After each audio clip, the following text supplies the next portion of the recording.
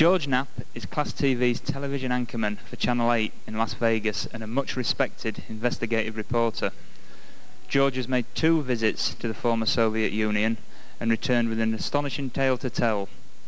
It was he who conducted the very first televised interview with Bob Lazar, and before very long the entire world wanted to know more about a certain facility known as Area 51. Ladies and gentlemen, he's travelled several thousand miles to share some of that information with you here today, making his first ever lecture appearance in Britain. Please give a warm welcome to Mr. George Knapp. Good night,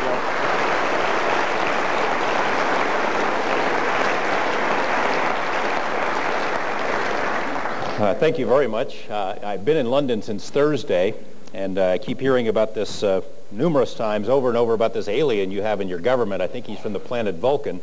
I was quite disappointed to see that Mr. Redwood's name is not on the list of speakers here, but it is a pretty distinguished name list nonetheless.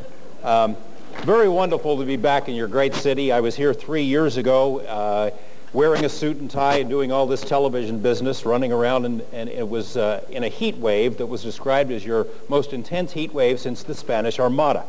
So I come back this time. I arrived Thursday morning.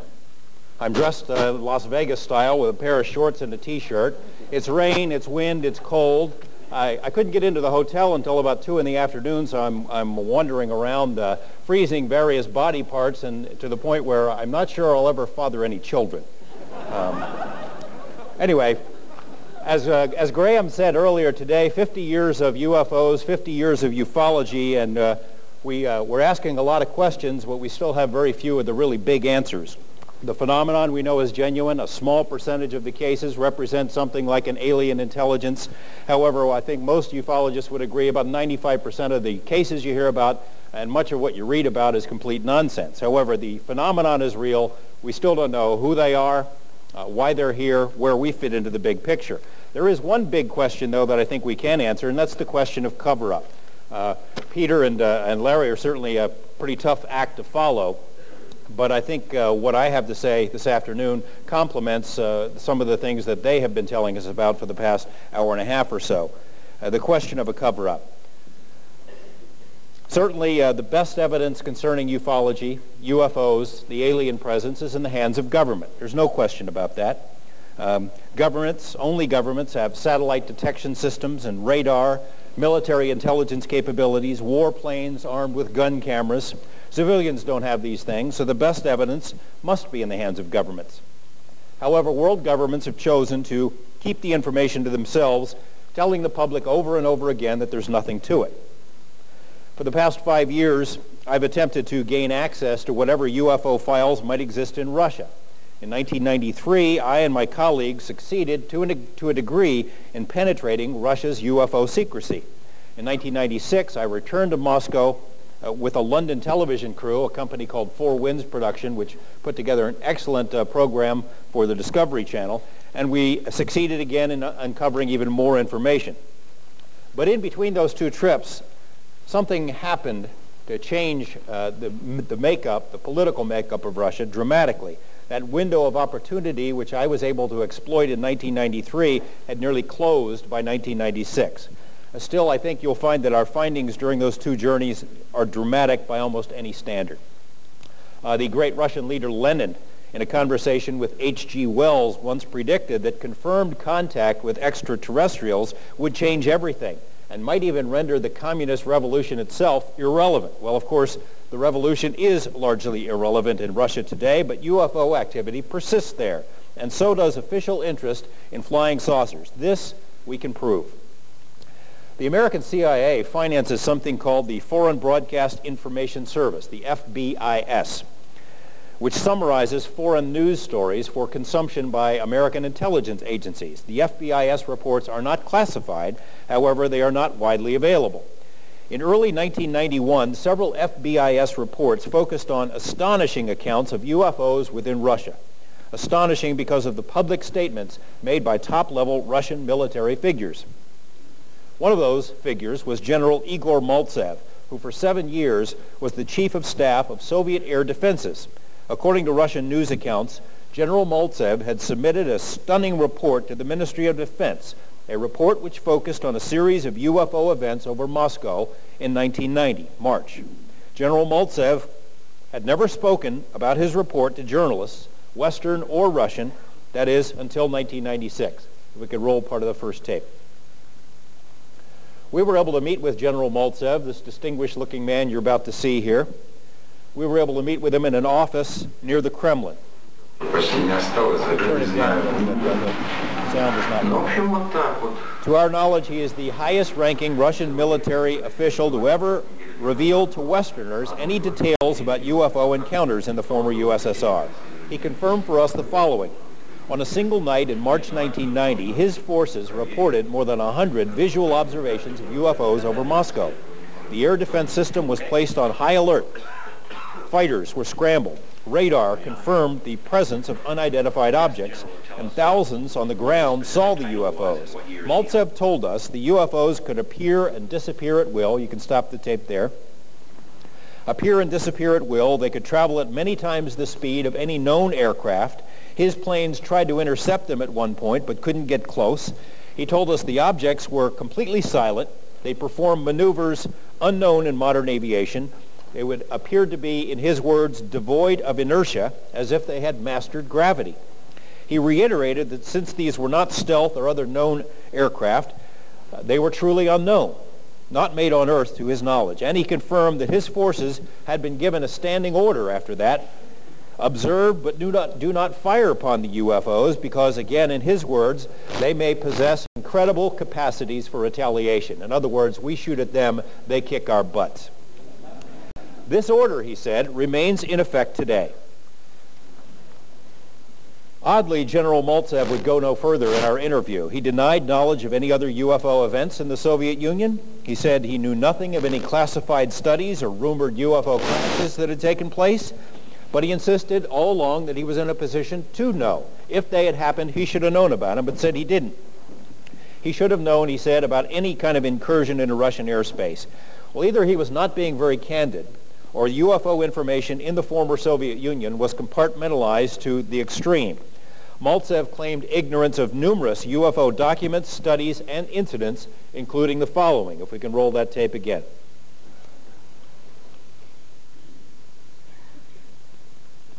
In 1968, Latvia, a film crew photographed this gigantic flying triangle, similar in shape to some of the triangular UFOs seen over Belgium in late 1989, and more recently, just this year, in Arizona in the U.S.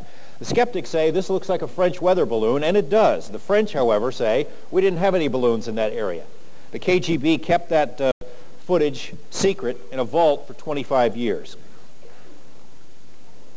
Still rolling? Just let it roll. May of 1982, a military team on a surveying mission in the Kola Peninsula filmed this spinning object, which I've highlighted, as you'll see, and dubbed over at half speed a couple of times. Similar objects have been reported in other parts of Russia, as well as in other parts of Europe and in California, but you tell me what kind of conventional craft that resembles. I don't know of any.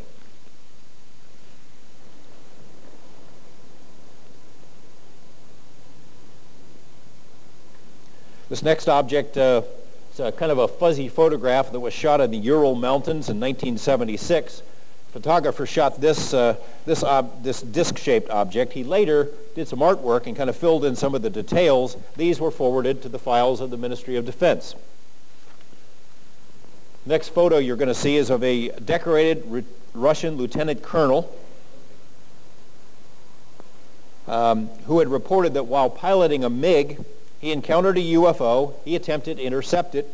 In his report, again forwarded to the Ministry of Defense, following that encounter, he told his superiors the UFO shot out a beam of light which disabled his plane. He bailed out and survived. The report was kept secret. Other mid-air encounters. This is a MiG.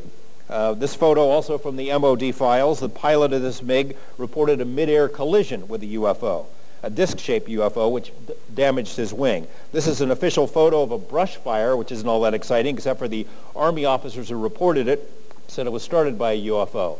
Two schoolboys north of Moscow took a series of 8 photos of this object. In the air, it looks like a classic flying disc. In later photos, and I've seen the entire sequence, It gets closer to the ground and the shape seems to change. It becomes sort of an amorphous blob there by the end, right before it took off. 1991, controllers at the Leningrad airport detected 1, then 2, then 3 UFOs hovering over a nuclear power plant. Here's a tape of that incident. If you could turn up the sound. These are the actual tapes made on that day. They've never been broadcast before. Listen to their voices. You can hear the excitement of the controllers about what they're seeing. Is it single, or are there a few of them? Looks like a group. We have 2 or 3 spots now. The controllers have never seen anything like it. Look how fast it's moving. What is the speed? What is it? It's 3,154 kilometers per hour. That is almost 2,000 miles an hour. No plane known to man can travel at that speed from a dead stop. Okay, you can stop that tape now. Now, General Maltsev, who said he should have known about every incursion into Soviet military airspace, said he didn't know anything about any of these, even though they were obtained from official military files. We had attempted to obtain an interview with General Maltsev's superior, a man who was the Deputy Minister of Defense and a Commander-in-Chief of all air defenses, General Ivan Tretyak. And the reason we wanted to talk to him is because General Tretyak had also, his name had also turned up in some of those FBIS reports. He'd been quoted in Russian newspapers following the 1990 UFO sightings that General Maltsev talked about, and generally, General Tretyak was trying to throw cold water on the whole thing, trying to calm down the public. He said that most UFO cases are explainable, blah, blah, blah. He admitted some UFOs are not explainable. They cannot be detected on radar. They cannot be intercepted, but they have been photographed by the military. We tried to get some of those photographs and were unsuccessful. He confirmed that the standing order, don't shoot at UFOs, still stands today. We tried several times to talk him into giving us an interview on camera. In the end, he told me the Ministry of Defense had informed him that, quote, it would not be in anyone's interest at this time to talk publicly about UFOs, perhaps in a year or 2. CBS News, whom I worked with as a consultant for a while, also tried to get General Tretyak and then also tried to get comments in general out of the Ministry of Defense, and we're told, in the exact words of the Ministry of Defense, the MOD does not comment on UFOs. The limited statements of General Maltsev and General Tretyak, while certainly interesting, set the tone for our 1996 investigation, with tantalizing hints that there's a lot more behind the scenes, a lot more information to be had, but not now. That was a marked change from just 3 years before when we first met there. We found considerable success at cracking the Kremlin's UFO secrets. Some cases from the Russia's Ministry of Defense. November 1989, 3 military pilots in pursuit of a fast-moving UFO were exposed to intense beams of hot light from an object which zoomed away at incredible speeds. The pilots were subsequently hospitalized. Over a period of several weeks, they became virtually invalids and died of symptoms similar to radiation poisoning. June 15th, 1980, Moscow. Dozens of military personnel, observed a bright egg-shaped UFO perform high-speed maneuvers and incredible turns, appearing, disappearing, and hovering over the city. One officer got within 50 meters of this egg-shaped UFO, but was repelled by something he described as a force field. Also June 1980, in the town of Volsk, 20 different witnesses in 7 different groups, including military witnesses, reported several UFOs, including a luminous sphere which split into 2 objects. One of the 2 hovered over the town, emitting this bright beam of light like a searchlight toward the ground. Another object flew in a zigzag pattern. Auto engines and radio signals on the ground below were knocked out. The same objects were seen 6 more times over the next 4 months over that same town. But the most dramatic incident of all occurred on the night of October 4th, 1982. The village of Yusovo in the Soviet Ukraine. Dozens of witnesses, most of whom are military personnel, including several officers, reported a UFO free-for-all in the skies above Yusovo for a period of nearly 4 hours. Some of the objects were triangular. Some of them were elliptical. Some changed colors. Others changed shapes. Some split into smaller objects. Some merged into a larger object. Some of them blinked on, blinked off, performed outrageous maneuvers. All of these witness statements were collected, stamped, and then classified and sent to the Ministry of Defense in Moscow with great urgency. The reason for that, the UFOs were maneuvering over a nuclear missile base. Sort of goes along with what Larry and Peter were telling us a little bit ago. Long-range nuclear missiles. Included in this classified report was the most disturbing statement of all. It was provided by a communications commander named THE.VHS.VAULT, who reported that while the UFOs hovered over this missile base, the launch control panel that was in front of him was somehow activated. In his words, it was a spontaneous illumination of all the displays, and someone or something entered the precise control codes, which enabled these missiles. In other words, the missiles were ready to launch. The Russians didn't do it. But then the UFOs disappeared. Control panel goes back to normal. Ministry of Defense emergency team comes in to investigate. They concluded the UFOs were somehow responsible for what had occurred, as if to send a message. This may be your most powerful weapon system, but it doesn't impress us all that much. The same message, of course, was delivered to the United States military in 1975. According to Pentagon documents obtained through the Freedom of Information Act, 5 of our nuclear bases were visited, one right after another, over a two-week period by UFOs which, quote, had a clear intent in the weapons storage area. In at least one of those cases, the UFOs somehow manipulated the launch codes of our ICBMs. So contrary to what's been said about UFOs publicly by the governments of the U.S., Great Britain, and Russia and others, UFOs do carry serious national security implications. However, with the end of the Cold War, we have seen no change in the attitude of governments on the UFO topic. For decades, they have justified their excessive secrecy, their excessive expenditures on the grounds of national security. They couldn't tell us what's going on, but it's all been in our best interests. Well, Groom Lake, Nevada is one of the places where that Cold War was won. You probably know it better as Area 51. As mentioned in the introduction, I'm sort of the journalist that put Area 51 on the map to the point where the world beat a path to its door, and it's now the least secret base in the world. The word is definitely out. But instead of relaxing things a little bit, instead of admitting the base even exists, instead of saying, hey, good job, well done by all, admitting that the place is there, the U.S. military has taken the opposite approach.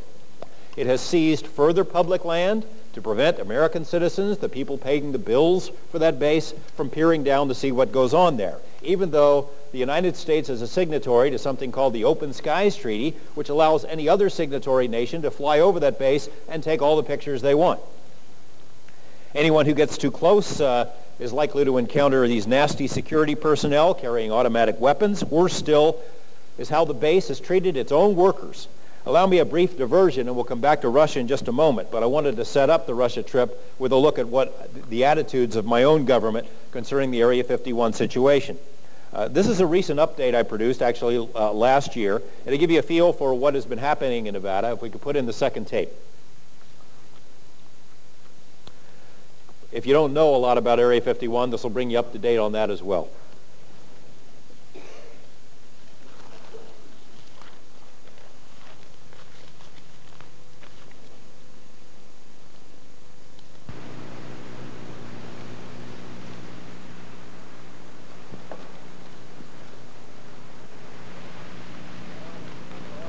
Well, there's several. Yeah, we need audio on that. Flying saucers, flying discs.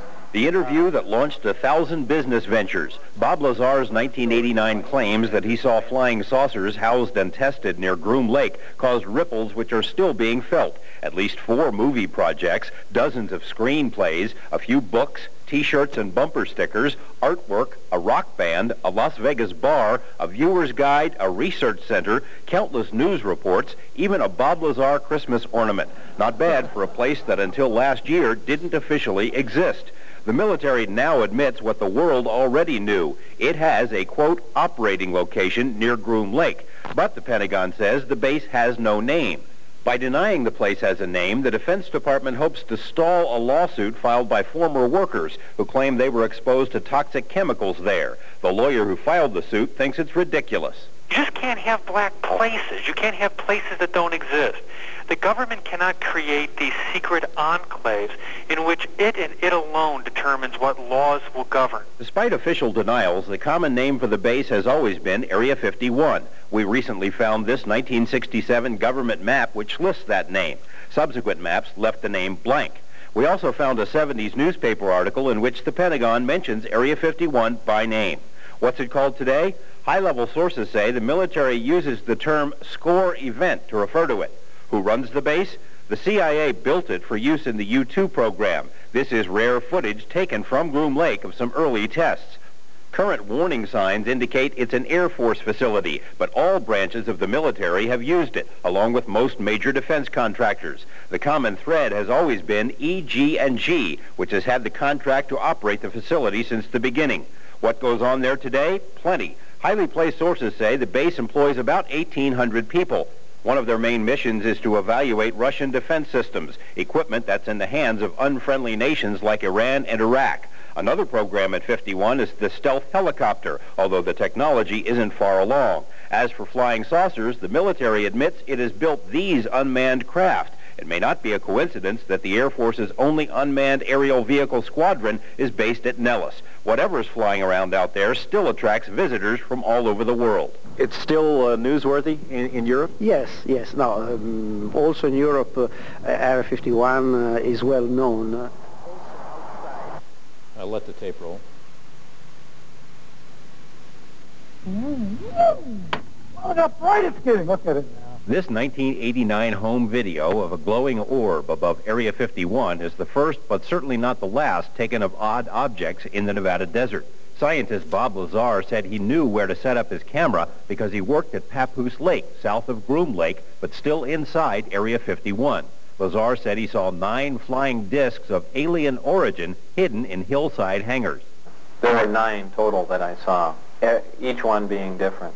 Like they had the assortment pack. Lazar's controversial statement set off a stampede that continues to this day. People come by the busload to Groom Lake to watch the skies. This is a classic mothership appearance. Nearby, the rustic town of Rachel became a UFO hotspot. The town's bar and grill became the Little Ailey Inn, whose walls are adorned with alien drawings and poster-sized photos of the base. A full line of UFO merchandise, including videos, T-shirts, antimatter hats, and ET welcome mats, is for sale. Hordes of people come out here. Yeah, from all over? From all over. Owner Joe Travis has given more interviews than he can remember to news crews from all over the world. This crew from Switzerland, for example, arrived just this week. Public interest remains high, even though the government has seized vantage points once used to peer down on the base. Area 51 is off limits, but people still see weird lights in the sky. Straight up. Photos have captured glowing globs, sombrero-shaped craft, dual objects with rows of lights, things which make unusual maneuvers. If anything, it's increased over the past month. You know, it's just every week, maybe 2 or 3 times a week, people come in and say they have to see this orange globe or orb, whatever you want to call it. Today, the base is hidden, protected by motion detectors, security forces, and the Groom Mountains, but also by the mountains of legal briefs filed by the Pentagon.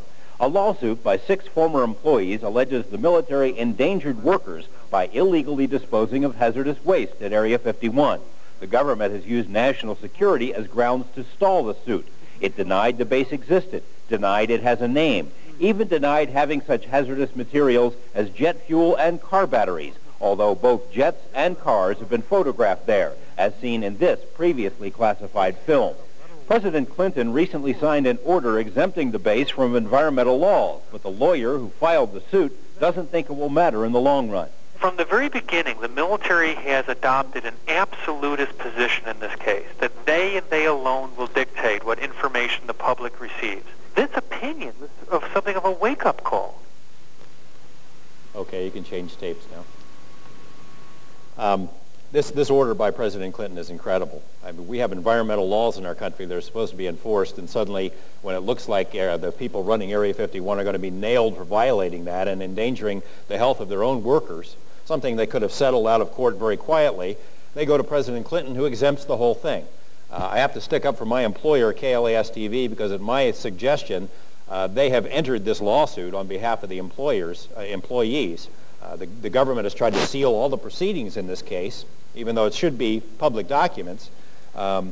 We've been fighting that. Now, the case has now proceeded to our Ninth Circuit Court of Appeals, which is the level just below our Supreme Court. it will end up in the U.S. Supreme Court. There's no question about it. Whether there are UFOs out there or not, the issues, the national security issues of whether the government can use the excuse of national security to hide evidence of its own crimes is of supreme importance to the American people. To me, though, the message oozing out of Groom Lake is as clear as it can be. It doesn't matter that the Cold War is over, that the walls have fallen, that the world has changed. It doesn't matter. The United States, the military, is not going to ease its secrecy, certainly is not going to come clean on UFOs. That kind of realization has really got me started looking and thinking about Russia. Because I knew from the writings of a few other very brave ufologists who'd been over there that the Russians had probably done a lot of the same things we suspected the American government had done, and perhaps your government as well. That is, conduct secret UFO studies, lie to the public, spread disinformation, spy on UFO researchers, infiltrate UFO organizations, and completely muddy the waters to the point where reasonable people just don't know what to believe. My guess was that if I could gain access to the Russian files somehow, I might end up learning more about what the Americans know about UFOs from the Russians than we'd ever learn from the Americans, if you can follow that. And that's exactly what occurred. Please cue the next tape. I'm going to like this countdown here.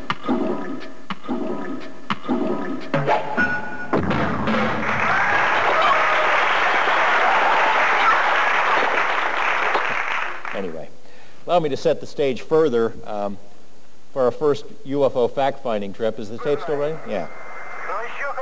Dramatic historical events were unfolding in Russia in 1993. The entire country was embroiled in this political turmoil. In Moscow, there were daily demonstrations like this. The pro-communist forces were still alive. A lot of people wanted to return to the old ways. The pro-democracy forces were faced with this kind of thing almost every day. There were clashes in the streets and mass demonstrations. There were bombings that were never reported in the West. You'll see some video here in a second about troops on the move in Moscow. Again, things that were not reported in the West. On the day we arrived, Boris Yeltsin had ordered the seizure of the broadcast airwaves, and on the day we left, Parliament was meeting, the Russian Parliament was meeting to consider his impeachment. So it was a very interesting time to be there for a journalist, whether there were any UFOs involved or not. Today, the scene has changed. No more mass demonstrations, no more open unrest like this, but things, I will tell you, are very bad there. The gap between the rich and poor in just 3 years grew even more dramatically. Organized crime is virtually out of control, running the country. Stop this tape, by the way, when you go to black here. The communists have made a comeback. In fact, when we went there in April of last year, Boris Yeltsin was 20 points down to the communists. That's how bad things were. People were considering returning to that despotic system. The nationalists were causing a lot of nasty noise. Yeltsin, even today, has a very tenuous grip on power, as tenuous as his bad health. The Russians, in other words, don't know what's going to happen from day to day, and many of them are frightened. And I think that really spilled over into what we were able to accomplish this last time around. Our success in gaining access to Russia's inner circles that first time, though, was made possible by a man named Dr. Nikolai Kapranov. He is a Russian physicist who was a national security advisor to the Russian Parliament as well as to their National Academy of Sciences. He was in the United States to lecture at various places on disarmament issues, places like Los Alamos National Lab, and I met him in Las Vegas through the help of a United States congressman from Nevada. Figured I'd ask him if he'd ever heard anything about UFOs. He said, no, we started having a couple of beers. He says, no, I don't really know anything about UFOs, never really paid any attention. And then as we sat there a little longer, he said, but I do have a KGB friend who said something about a secret UFO report. And now that you mention it, there's a friend of mine in Ministry of Defense who said something about a study that was underway. I asked him, you want to give it a try to help us crack this secret? And he said, sure. It took about 7 months before we were ready to travel over there. One of our most important guideline for Dr. Kapranov was this one: seek out people who were in positions to know about UFOs, but had never been out peddling their stories to anyone. No one who had ever been on any of the tabloid television programs, no professional ufologists to speak of. We want people who were in a position to know, but have not been out blabbing about it. Well, that guideline seemed to open many doors for us. You want to put in, start the next tape. Start this tape again. It seemed to open many doors for us and convinced many of our news sources that we were very serious people. Perhaps the most important door which it opened for us is this one, the one which led to this modest apartment of a man named Boris Sokolov, a retired Red Army colonel from a distinguished military family. In the late 1970s, Colonel Sokolov was part of an elite handful of officers charged with adapting industrial technologies to military purposes. His area of concentration was radio waves and radio astronomy. As we will learn, you can stop it right there for just a second, the Soviet military had long been monitoring UFO activity, but some spectacular sightings in the late 1970s on the Russian-Finnish border had really prompted direct action. Okay.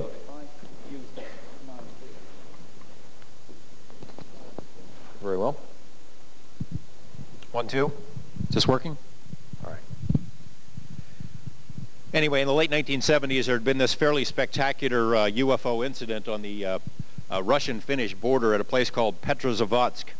So following that, in 1978, an amazing order was issued by the Soviet Ministry of Defense. The order was sent out to every military unit in the vast Soviet military empire, Army, Navy, the whole works. And the order said, in Sokolov's words, this order transformed the entire USSR into one gigantic UFO listening post. Simply put, the order stated that every UFO sighting, every UFO encounter, every disc-shaped object, every anomalous aircraft, every ball of light, everything weird that you see in the sky had to be fully investigated, witnesses interrogated, evidence collected, and all of those reports were sent to a central location, central study that was headed by Colonel Sokolov in the Ministry of Defense. Sokolov said that thousands and thousands of reports poured into his office because the study lasted a full 10 years. And in his words, a study like this can probably, of this magnitude, can never be undertaken again. For one thing, the USSR itself no longer exists. Here is Colonel Sokolov. You can start the tape. Here is Colonel Sokolov speaking about some of the highlights of those reports and why the study was undertaken in the first place. And you might be amazed. The military was interested for 3 reasons. 1, because of the unpredictable movement of the UFOs, the quick changes in course angles. 2, because of the velocity of the UFO movements. And 3, because UFOs observed visually could not be seen on radar, and those seen on radar could not always be seen visually. The military thought that if the secrets of the UFOs could be discovered, they would be able to win the competition against our prospective enemies in terms of velocity, materials, and visibility. Stealth. To build their own stealth. Pilots recognized UFOs as a threat to them. There were 40 episodes in which they shot at UFOs. An order was given to pilots to chase UFOs and shoot at them. But when the pilots tried, the UFOs speeded up. In 3 cases, the pilots would lose control and crash. 2 of the pilots died. After that, pilots received a new order. When they see a UFO, change course and get out. All the pilots agreed. October 5th, 1983. I was ordered to immediately go to the Ukraine to an ICBM base. The reason for the urgency was a report from the base commander to the chief of the General Staff. On October 4th, from 4 to 8 p.m., the base observed a UFO. At the same time, on the control panel, they received an order to prepare the launch of the ICBMs. The lights lit up, and the launch codes enabled the missiles. Dozens of officers witnessed this. You can stop the tape there. A couple of other points to make about Colonel Sokolov. He said in addition to those 40 pilot encounters, there were dozens of incidents in which ground forces fired on UFOs, in which UFOs caused car and plane engines at military bases to stall, knocked out radios, radar, telephone, clipped the wings of planes, and immobilized personnel. Colonel Sokolov also added something else somewhat cryptically. He said that the Ministry of Defense study of UFOs is still ongoing, although that unlike the one in the United States, the Russian study was passive. I asked what he meant. He said, you know, the Russians were not actively out looking for UFOs. If one flew over a military base, we'd take a report and send it to Sokolov's office. Unlike the United States, he said, which had built 30 tracking stations around the world for the express purpose of keeping an eye on UFOs. He also admits that most of the UFO reports that came to his desk first went through a KGB attachment as part of every Russian military unit, so it's possible some of the more sensitive cases never made it to his eyes. However, in all likelihood, he saw more UFO information than anyone else in that 10-year period. Of the thousands of reports compiled during those 10 years, Sokolov culled what he considered to be some of the most interesting, a few hundred incidents, and amazingly allowed us to acquire them.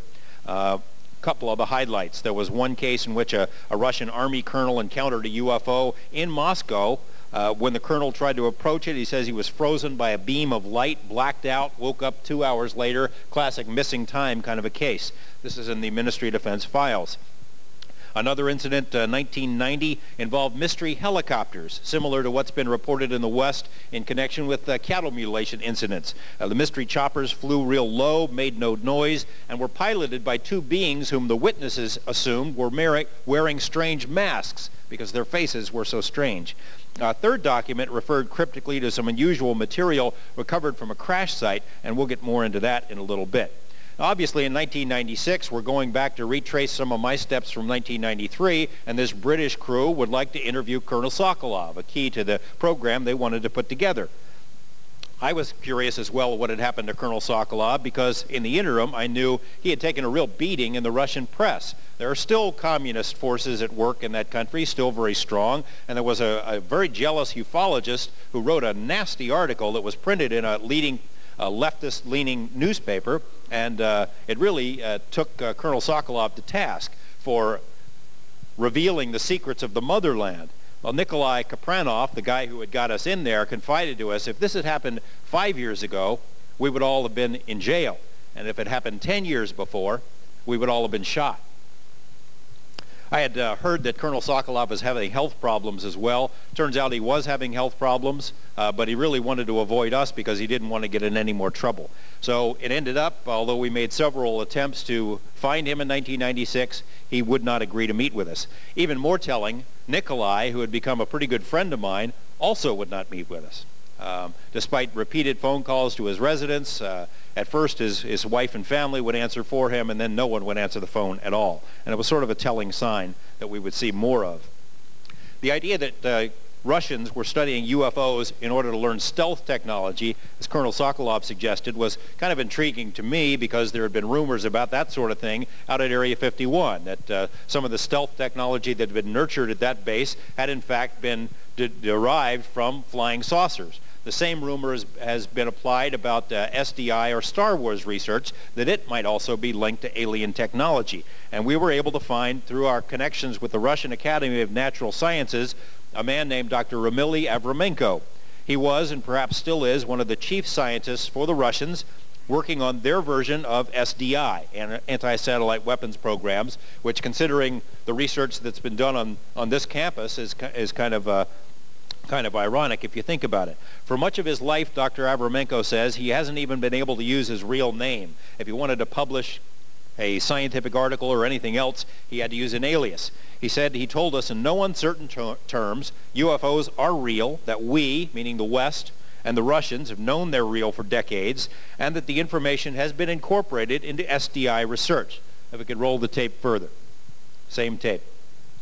He even demonstrated what he said was a plasma, a form of a plasma beam weapon, a tabletop model. Oh, he had walked into this room. I think he was just trying to get our attention. As I saw this blue plastic thing sitting there, nothing was plugged in, and then he puts a razor blade on top of it. And perhaps there's a simpler explanation, I don't know, than this being a plasma weapon. But you'll see what it can do here in just a second.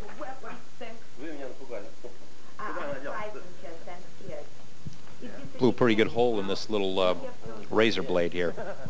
Anyway, Dr. Avramenko, after this shot here, will tell us what else he knows about UFOs.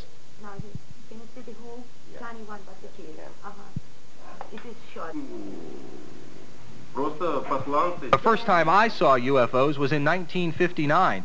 I saw it with radar as it was orbiting Earth. In 1959, the first good radars were made. We could see several thousand kilometers. We could see what was happening around the Earth. At the time, satellites were easily countable, but we also saw vehicles whose technical characteristics we can't match even now. We saw tens of these in 1959. entering and leaving Earth's atmosphere. Surely the existence of these UFOs caused problems for the U.S. defense system. You were faced with separating aggressive vehicles from the unknowns. Are aliens and UFOs real? For me and my colleagues, that isn't even a question.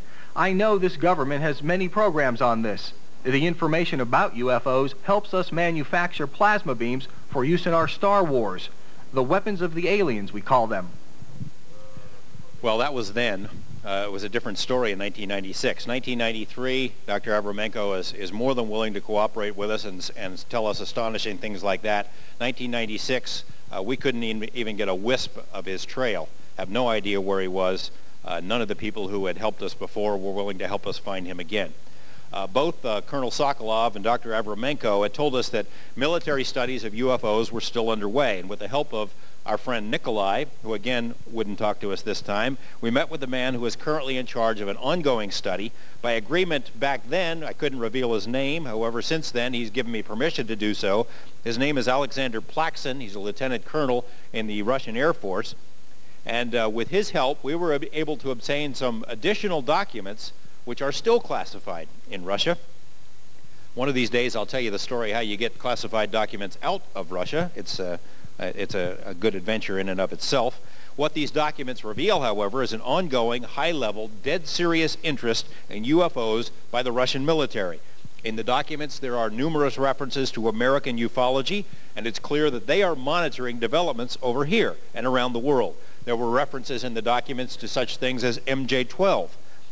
It's not saying that MJ-12 necessarily is real or that the Russians believe it's real, but it does indicate that they're paying attention to things that are appearing in our Western press concerning UFOs.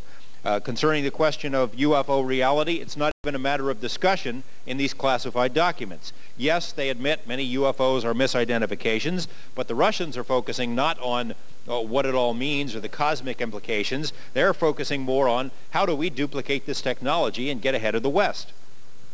The name of that ongoing study in 1993 was Thread 3.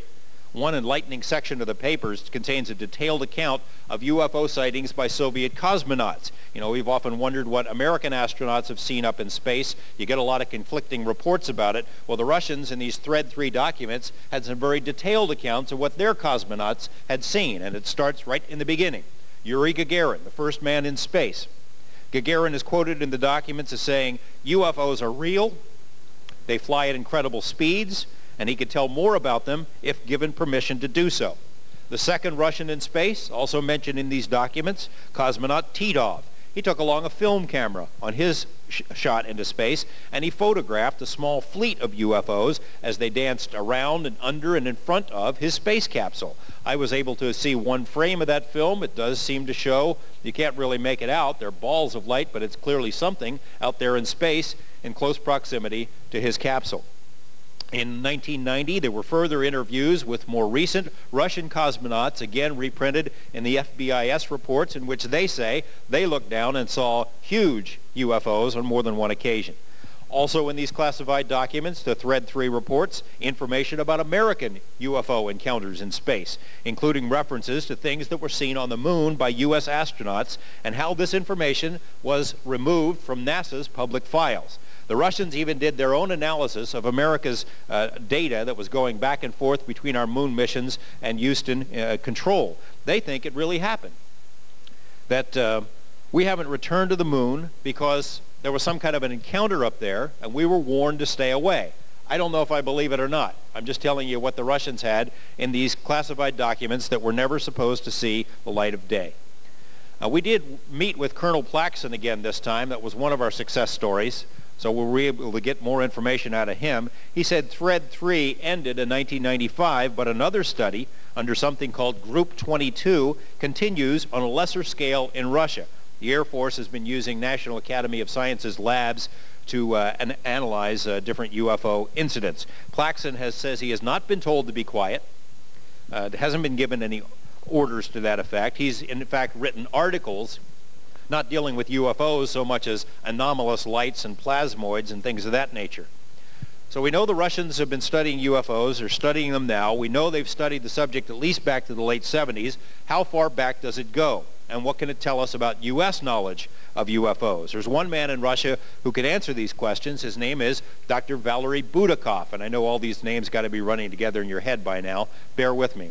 Dr. Valery Budakov had been mentioned once or twice in articles here in the West, all based on a single interview that he had given to a Russian journalist some years ago. Until we hooked up with him in 1993, at least to my knowledge, he had never spoken publicly, certainly not with a Western journalist, about some of the things you're going to hear. Of course, one of the big questions in ufology is about UFOs and crashes. Was Roswell real? Did the Russians have any cases like that? And Dr. Budakov was a man in a position to give us some insight into that. He had trained in the 1950s at the prestigious Moscow Aviation Institute, which is where Sputnik was designed and where the Soviet space program was born. He fell under the wing of a man named Sergei Korolev, who's the father of Russian rocketry, founder of the Russian space program. Korolev and Budakov both had an interest in ufology and UFOs, and subsequently were able to sit down and talk about it. If you want to roll the tape again. Dr. Korolev confided in Dr. Budakov about how far back interest in ufology really went in Russia. Korolev told me that in 1948 he was invited to the Kremlin to see Stalin. This was after the events in New Mexico and after the death of Captain Mantell. Stalin brought Korolev into a room where all the materials were spread on a table. Western periodicals, books, articles, UFO reports from the Soviet Union, information from special channels in the U.S. Stalin wanted to know, what did Korolev think about the material concerning Roswell and UFOs? Korolev asked to take the materials home to study them and was told no. He had to work there. When Korolev finished the work, Stalin asked him again his opinion. Korolev said the phenomenon is real. They do not appear to be dangerous to our country. They are not manufactured in the States or any other country. And the time will come when it must be further studied. Stalin thanked him and said the same opinion was shared by other specialists. We know that the U.S. Air Force possesses plenty of material about UFOs. We know the U.S. Navy also has plenty of material. We know about special orders given to keep all of the material secret. When curious people ask for the materials, they are told they're not there. For the near future, the most interesting materials will be kept secret. The owners of the material don't let it out. And stop the tape there. Again, that was then. Completely different story in 1996. In preparation for this conference, I went back and checked my original notes to make sure I wasn't making a mistake. But Dr. Budakov had said back then that the conclusion of the Russian government, Stalin, his advisors, was that Roswell was a craft from somewhere else. We didn't make it on Earth. It was alien for all intents and purposes. This time around, Dr. Budakov, it was like speaking to a different person. He was very, very eager, first of all, to promote some of the books that he was writing in the West, and then he said of his totally different view of Roswell, well, I should say views of Roswell. It might have been a saucer, but if it was a saucer, it was probably made by some of the Nazi scientists who were working at White Sands Missile Base. In more likelihood, it was a V-2 rocket test, and those reports about alien bodies, it was probably green monkeys which were shot up in the V-2s in those days. So completely changed his tune on Roswell, and I really don't understand why, other than this idea of the uncertainty of the times for the Russian people.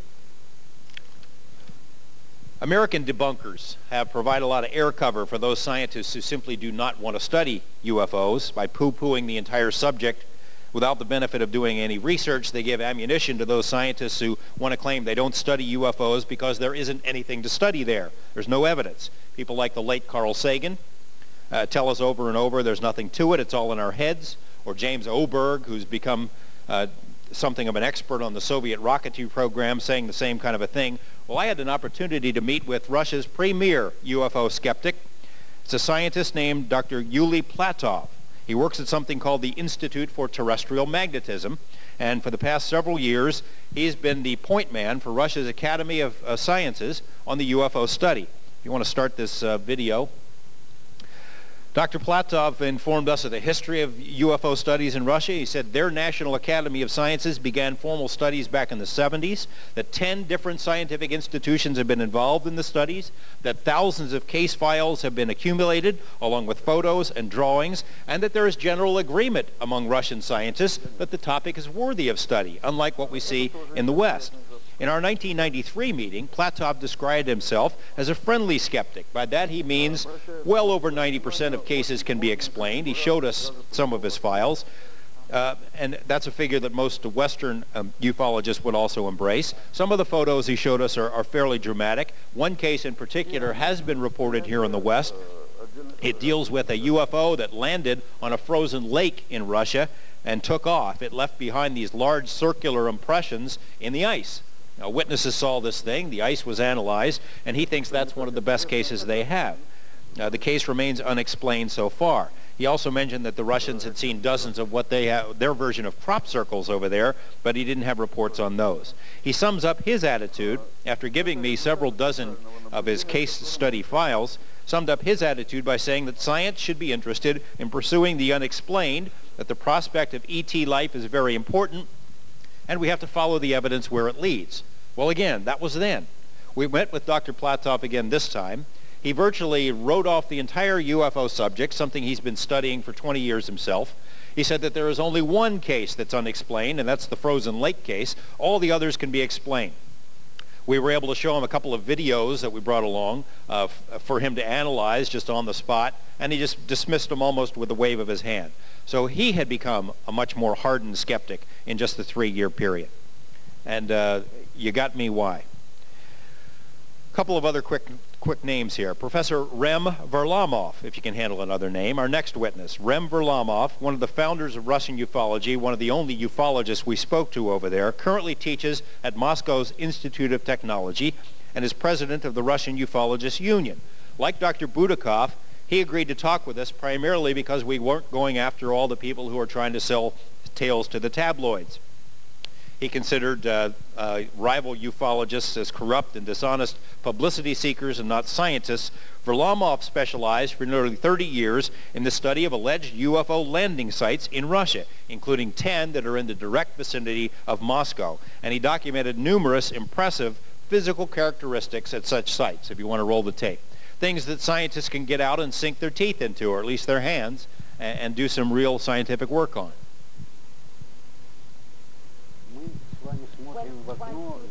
The main thrust of our work is not to contact the space intellect, but to understand how the universe works.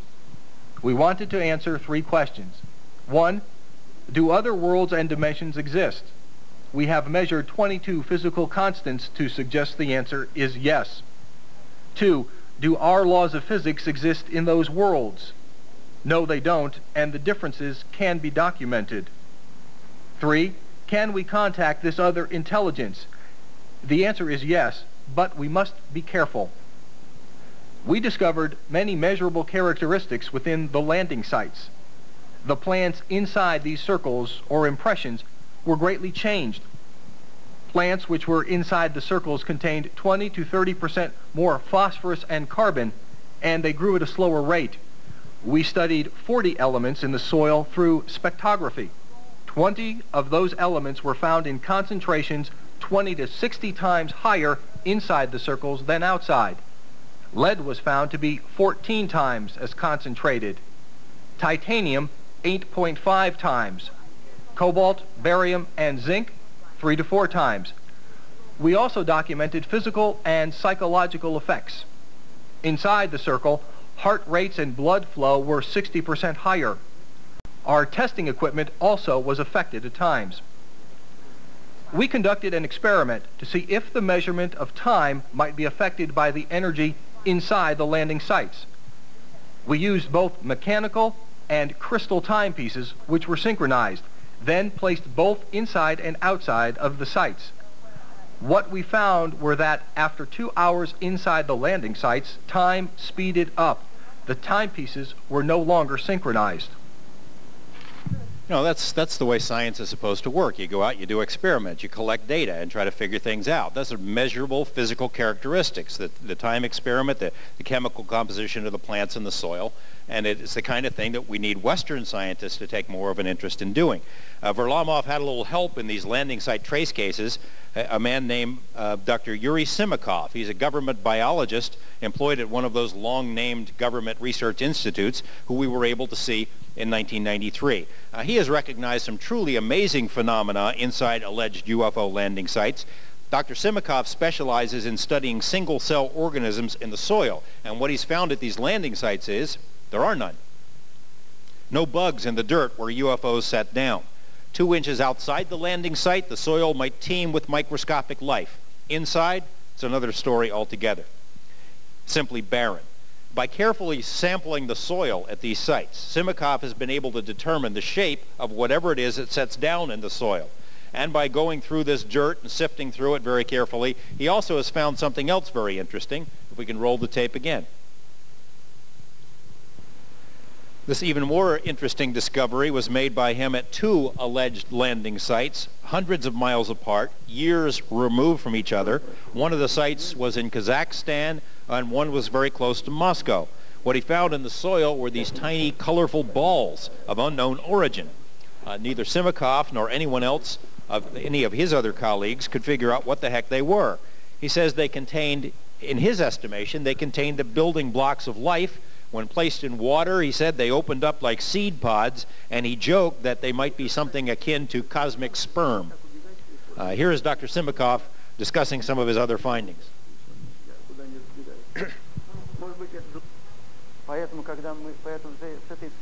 The single-cell organisms simply leave the sites. They disappear. They don't die. It's as if they were forced to leave the sites. We also experimented with insects. Insects have different receptors than we do. I suspect insects can feel fields not known to us, or fields that are slightly varied. When we placed flies in a dish and put the dish over the landing site, the flies went wild, buzzing and flying around.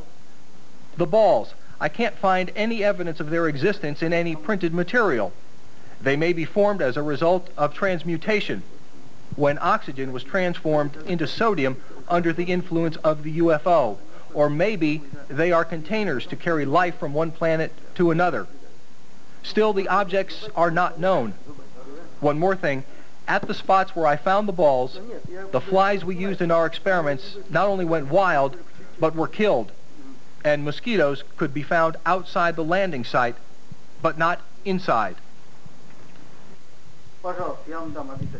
You can stop the tape there and put back in the first tape, if you would.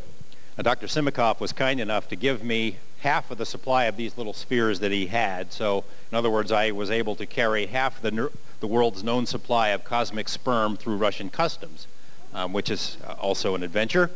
We got back, and I'd like to tell you I've solved this mystery, but I haven't. We've put these things through a number of different kinds of tests at a variety of different levels, and no one really has an answer of what they are. We got down to a man named Dr. W.C. Levengood, a biophysicist who's done a lot of work on soil and plant samples from crop circles here in Britain. And he told us, well, what I didn't know is that he had previously worked for a glass company for 15 years. What he said, first of all, these balls are glass. They're not microbial. They're not seed pods. They don't act that way. They are perfect little spheres and are unusually uniform. What's more, they are, in his words, optically perfect.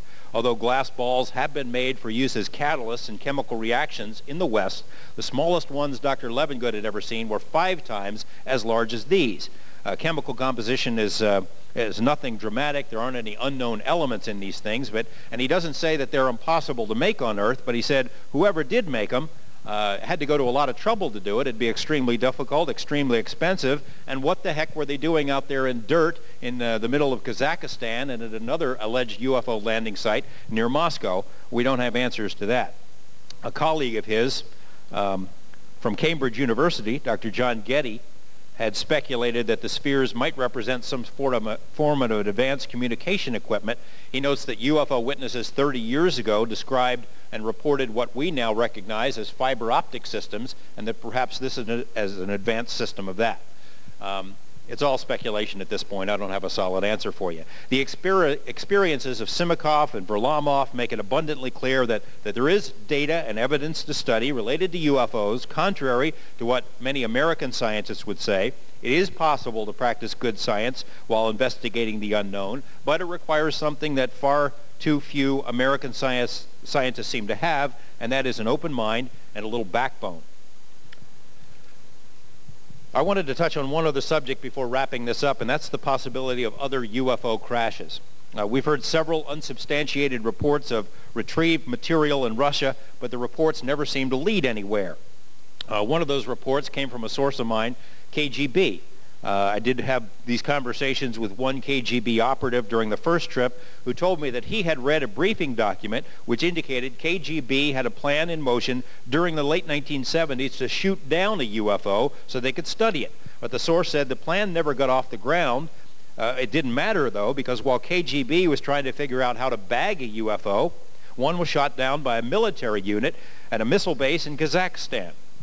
Again, the source merely says he read this in a briefing. He doesn't claim to have any first-hand knowledge. As a side story, humorous story about KGB, KGB was the one area we were really never able to crack. I'm certain that they have a lot more UFO information that we never gained access to, but I hope to get that someday. But while we were there during the first trip, we went to KGB headquarters. I did the obligatory journalist stand-up out in front of the building, and my colleagues and I had a picture taken out in front. And my name is Knapp.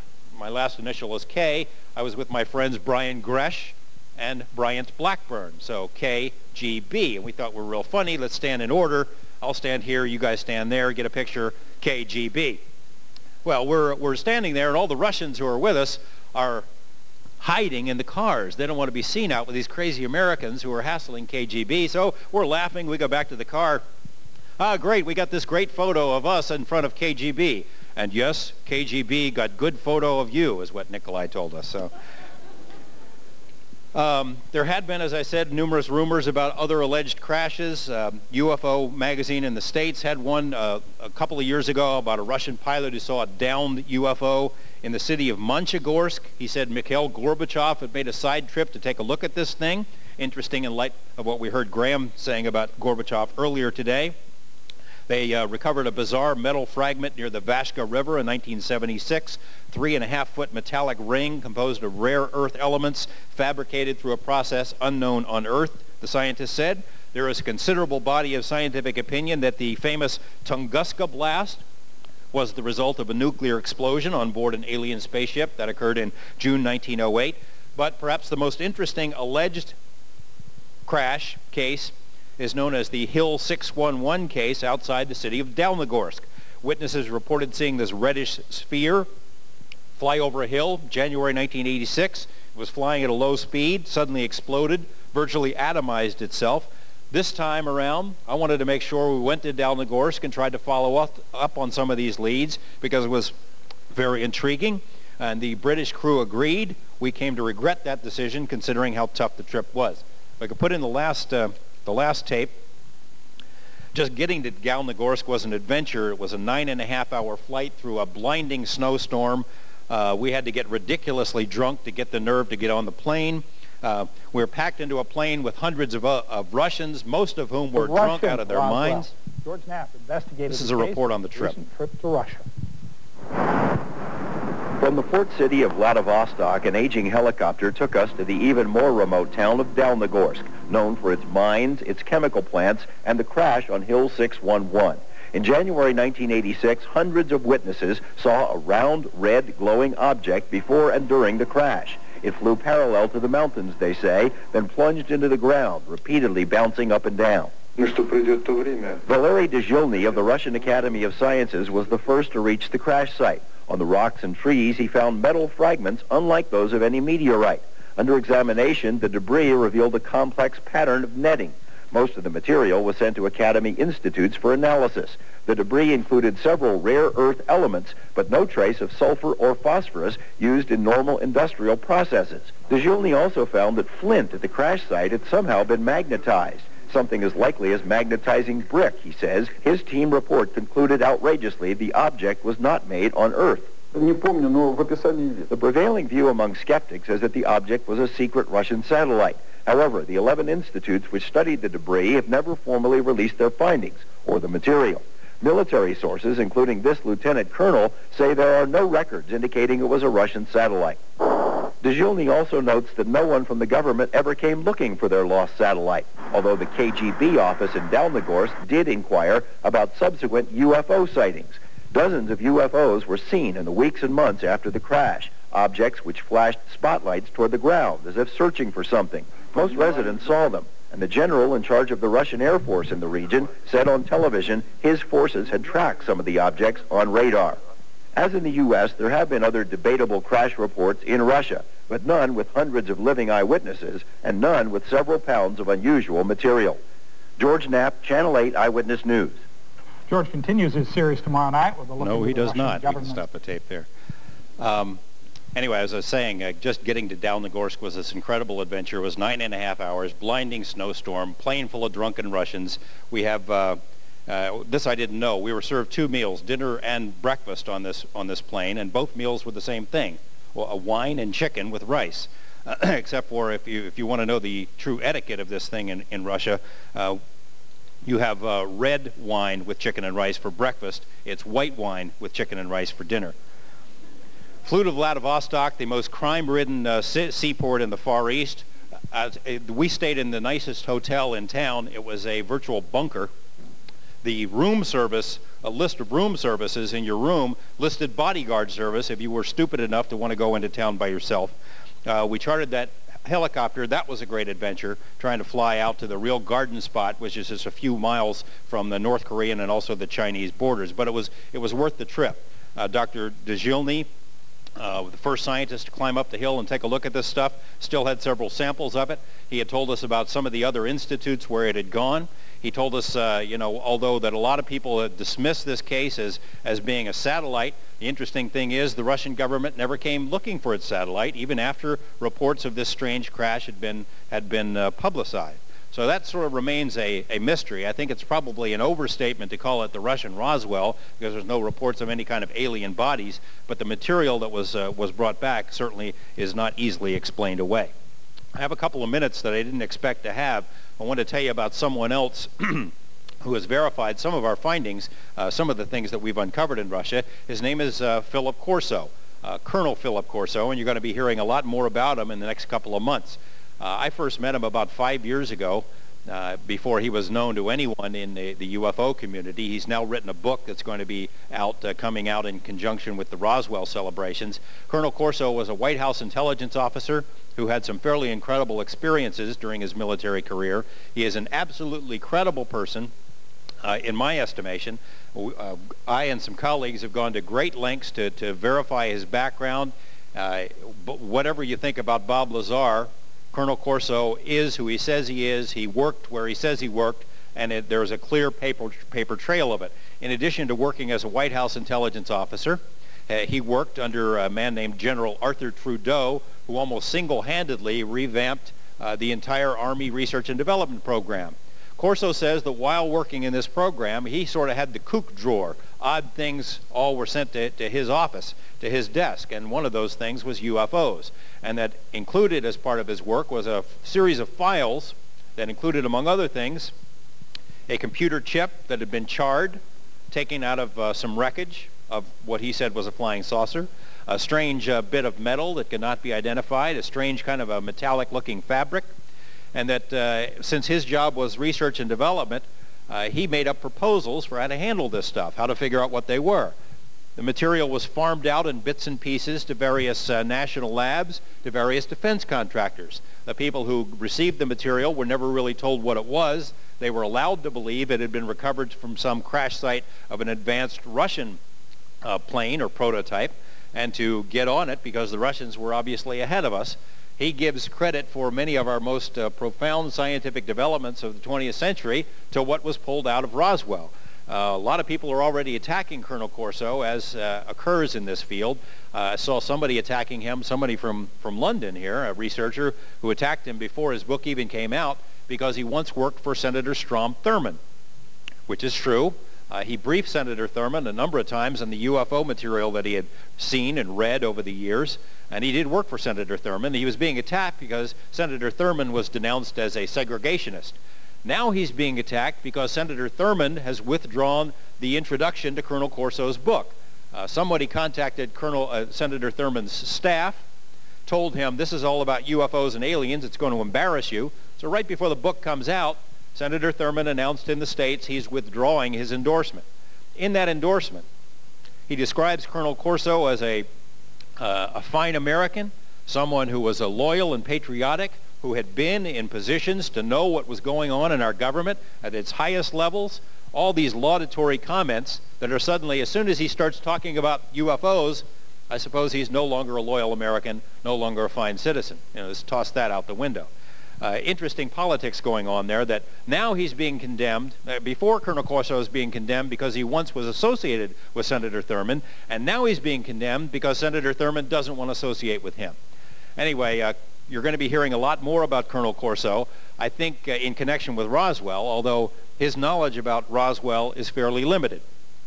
He did tell me in connection with the Russian research that it was his estimation that there was an organization like an MJ-12 active in Russia, because when he was attempting to find out some of the things through his Russian contacts that Russians might know about UFOs, he was warned by his contacts that they would be shot if they attempted to find out by some sort of a shadowy organization. Colonel Corso also told me about a dramatic incident that I've been unable to verify, except in bits and pieces, at a Russian missile base. Apparently a series of UFOs appeared over this base. All the bolts in the launch control, the launch panel fell out when these UFOs were over the base, and subsequently there was a gigantic explosion, Plesetsk I think the name of it was, in which several hundred Russian military personnel were killed. Colonel Corso says we had intelligence reports about it that he read that suggested the UFOs had something to do with the explosion, that the Russians may have been attempting to initiate some sort of a new weapons program that was particularly dangerous. So he verifies at least part of some of what we said. But you're going to be hearing a lot more about him, and I would just suggest that you keep an open mind about Colonel Corso, because in my estimation, he's a pretty reliable fellow.